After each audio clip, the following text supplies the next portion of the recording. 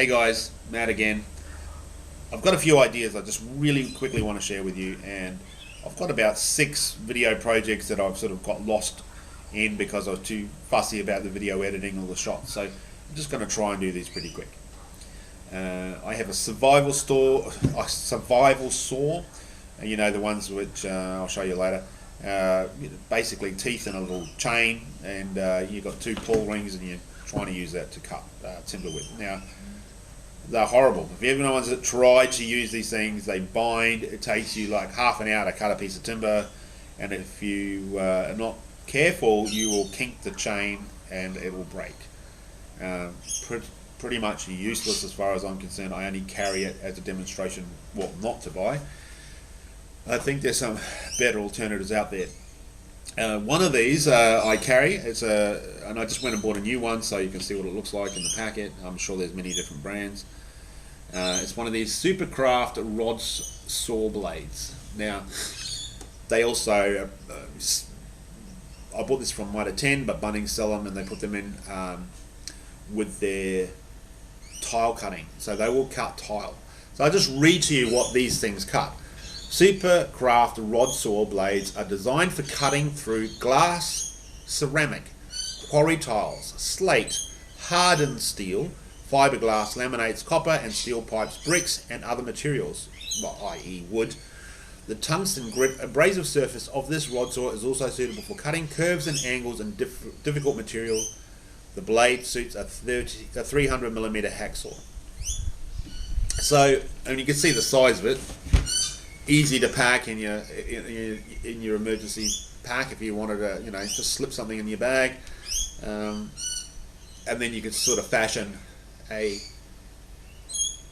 bow or something like that. And I'll show you later what a quick and dirty way of doing it, and then I'll try and make it something a bit better.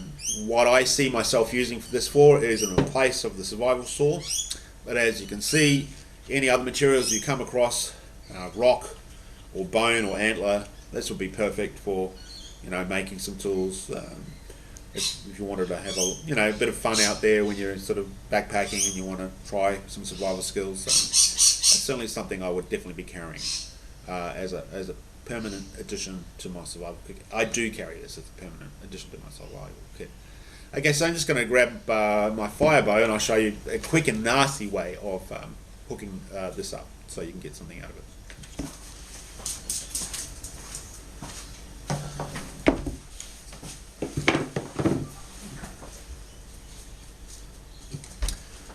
Okay guys, back again. Just checking the same length. I think I said it's survival bow in my last shot. And I'm not going to bother re-editing that. But of course I meant my fire bow. And if I said fire bow, that's good. So okay, so all I've done is in my fire bow, I've just shortened the bowstring. It's just a paracord. Got an extra bit of kermantled rock climbing. I think it's about 2.5mm or 3mm or something.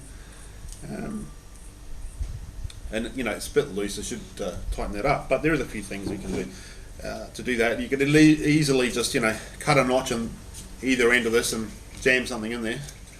So you could even probably try that. One way would be to see how this works. So.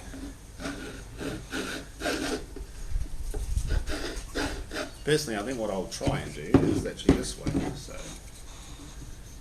it's a bit loose there. It wasn't as loose earlier, but blades have a habit of going loose, don't they?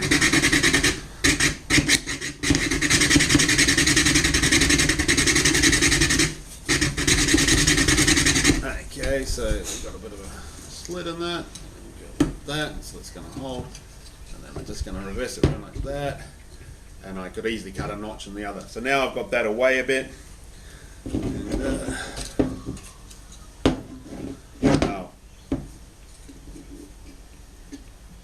now obviously the survival saw is being used as something to cut timber, and I think that's the least likely, the least effective tool you can use. As I said earlier, I've tried them, and you can see videos online how bad they are. So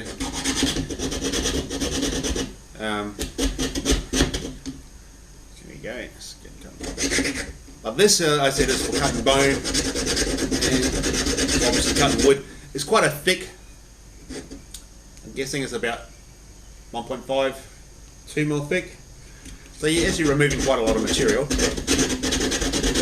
And it's a little awkward doing it at this angle, but anyway, that's life.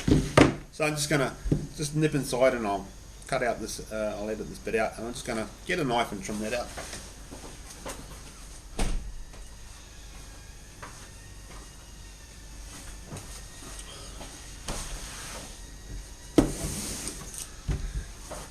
Okay guys, got this old meat cleaver, and I made this probably 15 years ago. I used to do some blacksmithing. I still got all the gear. I got to set it up. We moved house and got to set up the blacksmith shop. But this is 5160, which is Holden leaf spring, old Holden leaf spring. It's amazing quality steel. It just is so easy to sharpen. Obviously it rusts because it's a carbon steel rather than a stainless. But you can get a fantastic edge on this, and often impress people by, it hasn't got an edge on it at the moment. I've been chopping up chickens with it. So I'll try and leave that bit out there. And what I'll do is I'll sharpen it up, and I'll do a bit of a demo on this. So if you guys are interested in making your own knives, that are 5160 is a brilliant steel. I'm sure there are other ones that are good as well. Everyone loves their stainless, but I've just been so surprised how good this has been. I'm talking about durability and ease of sharpening. Certainly my preferred steel. Okay, so we've got a little bit of a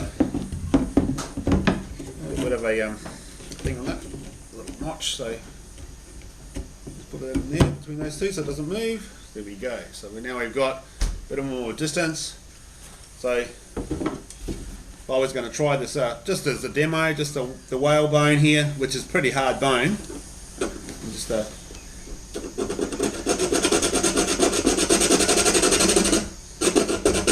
don't want to ruin too much of the bone because I don't think it's even legal to buy anymore in Australia. I bought this years ago. Yeah. So you can see there's quite a fine cut there. Well, so you could, with a bit of time, make pretty much anything you want. Then of course, if I wanted to use this as a saw, I probably would bind this with a bit of, make a better one than this, but you could easily bind a piece of wood to this and have that extra distance there. And I tend to, when I'm using my fire saw anyway, I increase the tension by pulling so that binds a bit better. So there we go. So one way to do a quick and nasty saw. Check it out.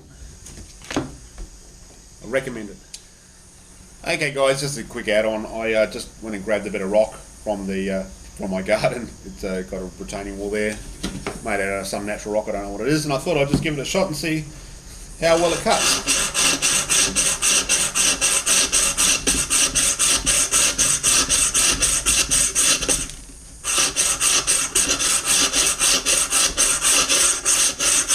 I'm just using a little bit of pressure, not a lot, and this is an older tungsten blade. I don't know how long they last, but still cutting really well. Okay, so there we go. A couple of seconds worth of cutting. Got a nice groove there. You can see how easy it would be to fashion different types of stone tools, even if they're just, you're cutting a groove in a bit of a stone for as a sinker, just something to bind your line to, so it's not going to just fall off every time you throw it out. Or if you're going to make some sort of stone-based weapon, a couple of grooves on that. If you're making just arrowheads from a bit of flint that you just flaking off, and you don't want to, you're not that great at flint knapping like me. I'm not great at flint knapping. I can do a little bit, but you can cut those grooves in there to bind that arrowhead to your arrow. Yeah, cool. So there we go. A bit quick and nasty, but hope you guys enjoyed that. I'll catch you later.